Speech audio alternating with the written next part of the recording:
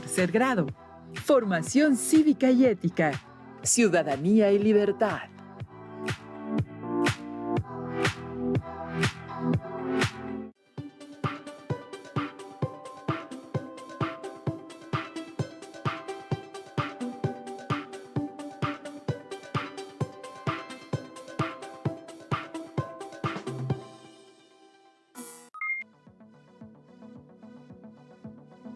Es un gusto saludarles y encontrarnos de nuevo. Mi nombre es Leslie Mendívil y para profundizar en el tema Ciudadanía y Libertad, tenemos el gusto de contar con la profesora Norma Leiva. Bienvenidas y bienvenidos a una sesión más de Aprende en Casa 2. En esta ocasión hablaremos sobre un tema muy importante, la relación entre ciudadanía y las libertades. ¿Cómo se puede ejercer libremente la ciudadanía? ¿Cómo hacerlo en una sociedad diversa y con tantos contrastes como la nuestra? ¿Cómo se puede ejercer la ciudadanía de manera libre y responsable? Al reflexionar sobre estos temas, podremos alcanzar el propósito de la sesión, comprender la responsabilidad de la ciudadanía ante las libertades. Necesitaremos su cuaderno de notas, lápiz o bolígrafo. Si tienen discapacidad visual, preparen sus hojas Ledger, su punzón y su regleta. También recuerden que es importante mantener limpia su área de trabajo, cuidar sus hábitos alimenticios y realizar actividad física periódicamente. ¿Listas y listos?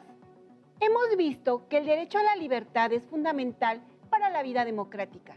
Por ello, los gobiernos generan una serie de condiciones para promover, defender y exigir el cumplimiento de este derecho. Entre las condiciones, el Estado mexicano ha creado, modificado las instituciones que dan atención y regulan los diversos aspectos de la vida pública en el país. Sin embargo, hemos visto que en ocasiones se requiere algo más que la actuación de las instituciones para garantizar las libertades. Así es, maestra. Por ello es importante reflexionar sobre la responsabilidad de las personas respecto al ejercicio de la libertad. Comencemos. Se dice que las y los ciudadanos son todos aquellos individuos que nacen y viven en una nación en particular, estableciendo vínculos al compartir un territorio, necesidades, intereses, derechos y responsabilidades. La ciudadanía democrática se fundamenta en la valoración y aprecio de la diversidad y la pluralidad. No debemos dejar pasar que uno de los derechos ciudadanos más importantes es participar en las decisiones públicas de la sociedad, elegir a nuestros representantes y ser electa o electo si nos lo proponemos. Muchos de estos aspectos se comparten desde edades tempranas, pero que se reconocen formalmente en nuestro país a los 18 años.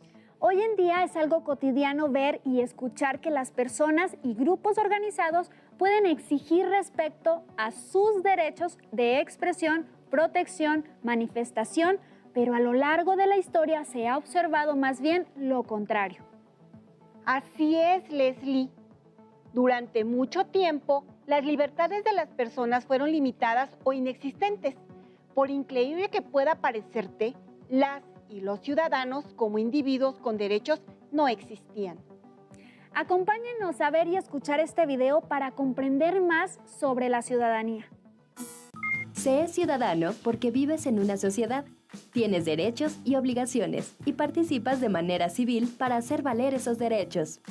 La ciudadanía también representa la forma en la que vivimos, en la que nos comportamos en la sociedad, el respeto que tenemos hacia los demás, la posibilidad de comunicarnos y llegar a acuerdos en la familia, con los amigos y compañeros, el aprecio y reconocimiento a la cultura. En México, vivimos bajo un régimen democrático y la ciudadanía es una forma de vida. Pero no siempre ha sido así. Antes, la mayoría de las personas eran súbditos. Veamos. Los súbditos pertenecen a un tipo de gobierno monárquico. Los soberanos detentaban el poder y ellos eran responsables de sus propias acciones ante Dios, no ante el pueblo. Los súbditos tenían la obligación de obedecer a su gobernante y no contaban con derechos de participación. Con el paso del tiempo, surgen descontentos por el poder absoluto de los reyes y se sostiene que cuando el soberano viola la ley natural, que considera que las personas tienen derechos inherentes al ser humano, surgen en los súbditos el derecho de resistencia, es decir, de desobediencia ante los abusos del soberano. Entonces, la ley natural, que al principio tenía por destinatario solo a los soberanos, después se dirige también a los súbditos, a los que se les atribuyen derechos. Con la Revolución Francesa se consolida la idea de que la población no es súbdita de los gobernantes, que los gobernantes están para servir a la población. Ahí surgen las primeras formas de democracia. La democracia ha pasado por diferentes modelos como la democracia directa, en donde todos los hombres libres decidían colectivamente las leyes que debían seguirse. Actualmente en México, la democracia es representativa, y a través del voto se otorga el poder de las decisiones de cada persona a diversas figuras como los legisladores o gobernantes. El principio de la democracia son los derechos humanos de las personas, que son garantizados por el Estado de Derecho y tiene a la democracia como forma de gobierno. La ciudadanía no se da solo por vivir en un país democrático y haber cumplido la mayoría de edad que estipula la Constitución, sino por el reconocimiento al ciudadano como sujeto de derechos en la participación política. ¡Qué interesante, maestra! Es difícil pensar en una época en que las y los individuos no tenían derecho a expresar sus ideas, a agruparse, a tener una propiedad, que se ignoraran sus necesidades o que las leyes las hicieran los monarcas sin la participación, intervención o aprobación de los pobladores o instituciones que salvaguardaran los derechos de las y los individuos y la legalidad. Es decir, no había derechos políticos ni reconocimiento de las libertades. Así es, con la idea de que las y los súbditos tienen derechos y las y los gobernantes deben servir a la población, surge la democracia moderna.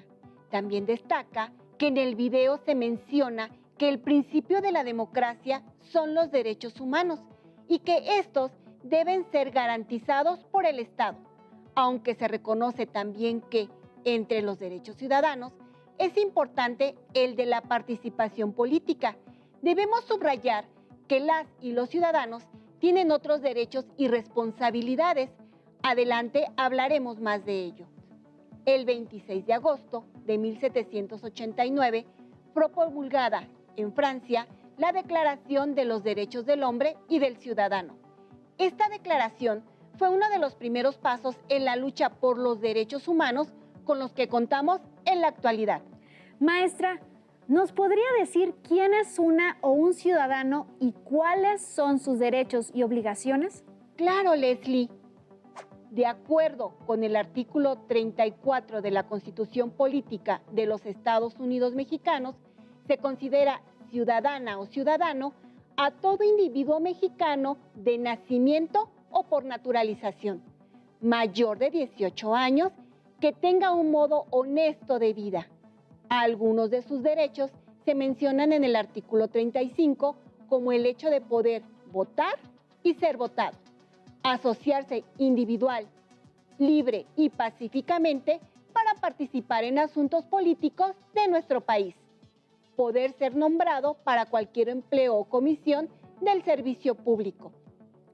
Como ustedes saben, estos se refieren a los derechos políticos que son los que tienen relación con el tema que estamos desarrollando. Por otro lado, sus obligaciones se encuentran establecidas en el artículo 36 de la Constitución Política de los Estados Unidos Mexicanos, votar en elecciones y consultas populares, manifestar sus propiedades, dar a conocer profesión o trabajo del que se subsiste. Como pudimos ver en la Constitución Política de los Estados Unidos Mexicanos, se establecen los derechos y obligaciones que tienen las y los ciudadanos mexicanos desde un punto de vista jurídico. Para ampliar esta visión, veamos y escuchemos cuáles son las dimensiones en las que se ejerce la ciudadanía. El ejercicio de la ciudadanía, desde su práctica diaria, se basa en 5 dimensiones y no se puede reconocer una sin la otra. Estas dimensiones son parte de las constituciones y de los pactos internacionales de derechos humanos. La primera es la dimensión civil de la ciudadanía, que se centra en la persona como individuo autónomo y donde el Estado debe respetar la libertad del ciudadano. Tiene dos ejes, la igualdad y la libertad. La igualdad de derechos de todas las personas. Y la libertad, que implica hacer lo que no está prohibido por las leyes y que no daña a los demás, como la libertad de pensamiento, de religión y de reunión. Los derechos y obligaciones a la vida, a la propiedad, a la realización de contratos y a tener juicios justos son parte de la dimensión civil. La segunda es la dimensión política de la ciudadanía, que consiste en los derechos y en las responsabilidades de asociación y de participación en el ejercicio del poder político, como formar parte de los poderes ejecutivo y legislativo o ser elector. Los derechos que garantizan la ciudadanía política en México, además del voto, son el derecho a la información, a la propuesta ciudadana, a la vigilancia al gobierno, al juicio político a los gobernantes, a la manifestación, entre otros. La tercera es la dimensión social de la ciudadanía, que atiende los derechos y los deberes vinculados a la justicia social y a garantizar un nivel digno de vida en cuanto a vivienda, salud y educación. La ciudadanía social debe posibilitar al individuo las condiciones materiales de vida suficientes para que pueda ejercer realmente sus derechos. El Estado es el responsable de garantizar los servicios públicos, que estos lleguen a toda la población y evitar graves desigualdades sociales. La cuarta es la dimensión económica de la ciudadanía, que visualiza la economía como la producción de bienes necesarios para la subsistencia digna de la comunidad. Los derechos de los trabajadores y de los empresarios deben ir en función del trabajo digno y socialmente responsable. Y la quinta es la dimensión cultural de la ciudadanía, que considera el derecho al acceso a los bienes culturales como la arquitectura, escultura, pintura, las tradiciones orales, las creaciones literarias y la música. También considera el derecho a la diferencia y el respeto a ella, como son los grupos minoritarios indígenas, inmigrantes internacionales y quienes tienen distintas preferencias sexuales. Muchas veces no se cumplen las dimensiones de la ciudadanía y eso impacta a las otras. Entonces, si una persona no recibe servicios de salud, su dimensión social está en riesgo, su derecho a la vida y no podrá tampoco ejercer su derecho al trabajo, ni participar, ni tener acceso a la cultura que corresponden a las dimensiones civil, económica, política y cultural, por ejemplo. Maestra, la verdad estoy un poco confundida. Las 5 dimensiones en que puede actuar una o un ciudadano solo le permiten ejercer sus derechos a las personas mayores de 18 años. No, mira, Leslie, existen 2 tipos de derechos, civiles y políticos. Desde el momento en que nace una persona, goza de los derechos civiles, los cuales garantizan su integridad física y mental, su protección y le brindan condiciones para su desarrollo integral. Al cumplir 18 años, se considera que las personas acceden a la ciudadanía, sumando a sus derechos civiles los políticos. Estos le permitirán participar en las decisiones políticas de nuestro país. Entonces, se puede decir que aún cuando no tengamos 18 años, podemos participar en una sociedad democrática, actuando libremente, expresando nuestras ideas, opiniones, construyendo mejores condiciones de vida personales y sociales. ¿Cierto, maestra? Claro, cada una de las dimensiones en que se practica la ciudadanía hace referencia a diferentes valores que orientan el comportamiento y acciones de las y los individuos y el Estado, garantizando el ejercicio de derechos y obligaciones plasmados en las leyes de un gobierno democrático. Por ejemplo, en la dimensión civil, el Estado y todas y todos los individuos de la sociedad deben actuar con base en los valores de igualdad y libertad. En la dimensión política, uno de los valores más relevantes es la participación. En la dimensión social y económica, la equidad, que se relaciona directamente con la justicia social y el respeto a la dignidad. En la dimensión cultural, la inclusión y diversidad. Leslie, ¿de qué manera participas con tu familia y tu escuela en las acciones ciudadanas?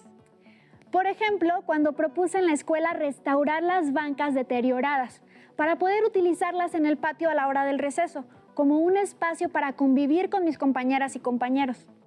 Cooperar de manera voluntaria en el beneficio común es parte de ejercer nuestras libertades en un ambiente democrático. Acompáñennos a ver y escuchar qué son las libertades individuales y colectivas. Es que no puede ser. Es increíble que esté pasando esto hoy en día. ¿Cómo pueden prohibir ver un partido de fútbol a las seguidoras iraníes? Sí, y según la nota les prohibieron también manifestarse. Pero tienen derecho a mostrar que no están de acuerdo. Claro, y también tienen derecho a opinar y a ejercer su libertad. Pero parece que en ese país... La libertad es la facultad natural que tiene el ser humano de comportarse de una manera y de otra, o de no hacerlo, por lo que es responsable de sus actos. Así, una persona puede ejercer su derecho a la libertad, pero este termina donde empieza el derecho de la otra persona. La libertad puede ser individual o colectiva. La primera se centra en el individuo y la segunda en los grupos. Entre las libertades individuales se encuentra la libertad de pensamiento, así como la de opinión, de circulación y de religión. Y entre las libertades colectivas se encuentran la libre asociación, la libertad sindical, la de reunión pacífica y la de manifestación. Cuando elegimos o tomamos alguna decisión sobre qué hacer, cómo vestirnos, qué comer o a dónde ir, hacemos uso de nuestros derechos. También al transitar por donde queremos, ejercemos nuestro derecho al libre tránsito. Al decir lo que pensamos y manifestar nuestra opinión sobre lo que sucede en el mundo, también ejercemos nuestros derechos, en este caso, la libertad de opinión y de expresión.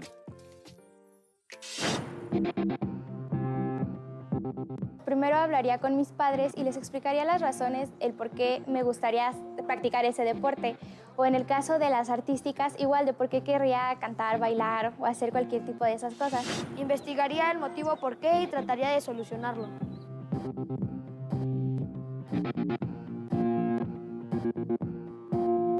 Pues en vez de ir al cine o al parque nos reuniríamos en una casa y si no me dejarían salir por videollamada o mensaje. Daría las razones por las cuales me gusta estar con ellos y llegar a un acuerdo. El ejercicio de un derecho no es algo simple, porque cada vez que hacemos uso de ellos, ponemos en marcha una serie de actos de libertad. Así, por ejemplo, al ejercer nuestra libertad de opinión, lo primero que hacemos es comunicar nuestra visión de las cosas o sucesos. También, previamente, realizamos un proceso de observación del objeto o hecho sobre el cual opinamos. Además, al opinar, por lo general intentamos convencer sobre la validez de nuestras ideas. Y muchas veces procuramos dar argumentos sólidos que den sustento a lo que opinamos. Todas y cada una de estas acciones son decisiones nuestras. Las realizamos por elección. Por eso constituyen una serie de actos de libertad que nos llevan a ejercer un derecho. Un brillante escritor español, Ramiro de Maeztu, aseveró que la libertad no tiene su valor en sí misma, hay que apreciarla por las cosas que con ella se consiguen. La vida cambia radicalmente cuando se pierde la libertad, como cuando no se puede transitar libremente, o se es castigado por expresar lo que se piensa, o perdemos el derecho a reunirnos con otras personas. ¿Te das cuenta, Fernanda? La libertad está presente en cada una de las cosas que hacemos, o en las que nos gustan. Sí, ahora mismo estamos ejerciendo nuestro derecho a la información, a convivir.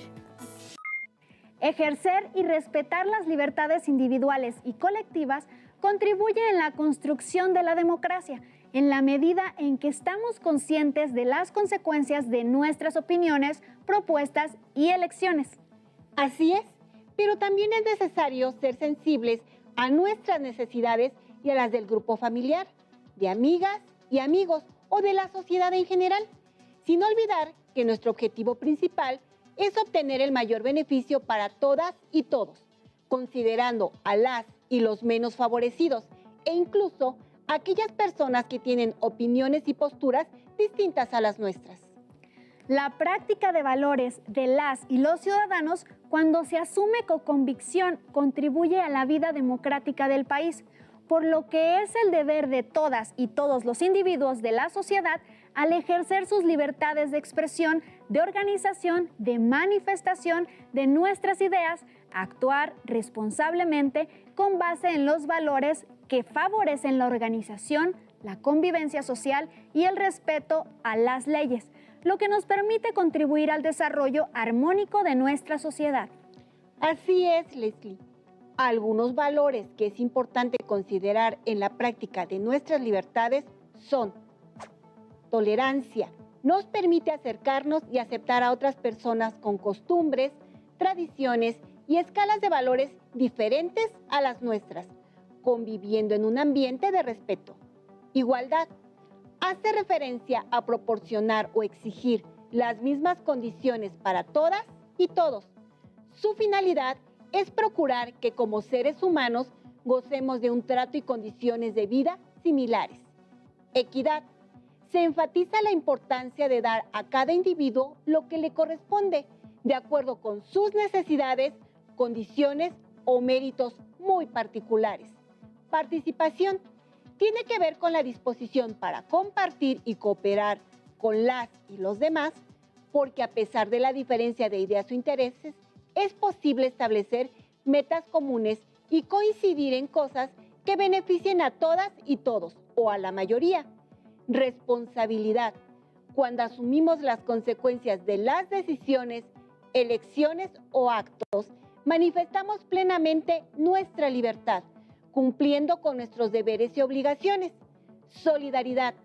Se manifiesta como un sentimiento de unidad que promueve la cohesión social al expresar nuestra voluntad y convencimiento para hacer lo que está a nuestro alcance con el fin de contribuir al logro del bienestar de una comunidad o grupo social.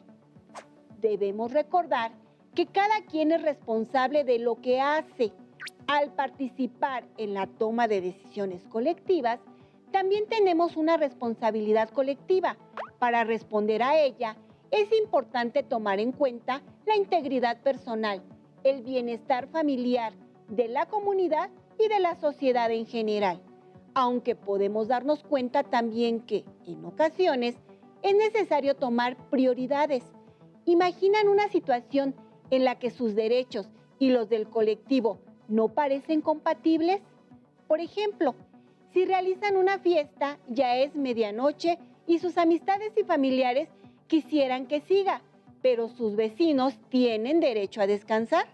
En estos casos conviene actuar con responsabilidad y los valores que hemos mencionado pueden ser una herramienta para ello. Las y los ciudadanos ejercen su libertad cuando actúan conforme a los valores éticos que se mencionaron en el conocimiento, cumplimiento y defensa de los propios derechos y responsabilidades. El compromiso que todas y todos debemos asumir para actuar con base en valores nos permite establecer los límites indispensables de nuestras libertades individuales y colectivas para que la vida en sociedad sea posible, siempre pensando en el beneficio de todas y todos.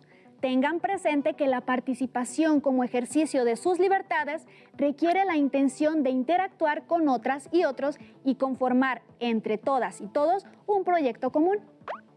Pongamos en práctica todo lo que hemos revisado. ¿Qué harían si no se pudieran reunir libremente con sus amigas y amigos?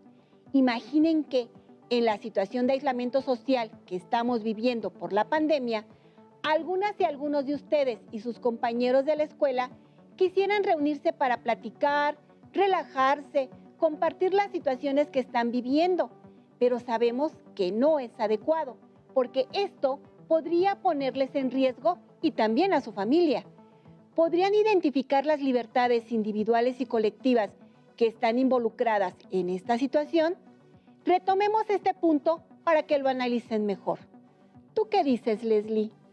Algunas de las libertades a las que tienen derecho las personas son: libertad de pensamiento, que me permite considerar que sería adecuado convivir con personas de mi edad para sentirme bien; libertad de expresión, que me da la oportunidad de manifestar abiertamente que quiero reunirme con algunas y algunos compañeros para compartir situaciones que estoy viviendo; libertad de libre tránsito, para dirigirme a donde yo considere conveniente para reunirme con mis compañeros y compañeras. Ahora, pensemos en la manera en que estas libertades se pueden ejercer con responsabilidad.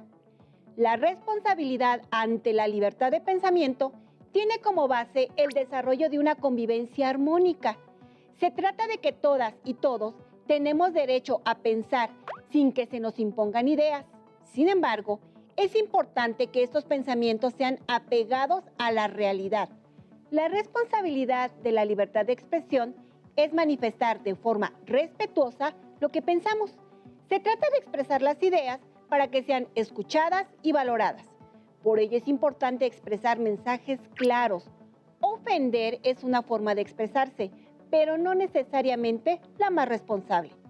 ¿Ayuda a mejorar la convivencia? La responsabilidad de circular libremente se ve limitada por el confinamiento voluntario que todas y todos estamos llevando a cabo para salvaguardar la salud personal y de todas las personas que nos rodean. Siguiendo el ejercicio, al comprender la responsabilidad que tienen como adolescentes, ustedes podrían buscar ejercer sus libertades sin poner en riesgo su salud o la de sus familiares. Es por ello que convendría buscar una forma de comunicarse y compartir, evitando propagar los contagios de COVID-19. ¿Cómo pueden comunicarse con compañeras o compañeros sin poner en riesgo su salud y la de su familia? Cuando sus padres o algún adulto les piden que sean responsables, ¿a qué se refieren? ¿Por qué se los piden? Recuerden que al ejercer las libertades con responsabilidad, además de procurar el bienestar personal y colectivo, se crean condiciones para ejercer mejor los derechos. Elaboren un mapa mental sobre la relación entre ciudadanía, libertad y responsabilidad. ¿Cuál sería la posición que ocupa la libertad? ¿Cuál sería la posición que ocupa la responsabilidad? ¿Qué ideas se derivarían de estos conceptos? Comenten el mapa mental con algún integrante de su familia o alguna compañera o compañero de su escuela. Recuerden que para seguir aprendiendo pueden consultar su libro de texto de formación cívica y ética. También pueden compartir lo que aprendieron en esta sesión con su familia y amistades. Hemos llegado al final de esta sesión, pero aún nos queda mucho por descubrir, así que nos vemos pronto aquí en Aprende en Casa 2. Hasta la próxima.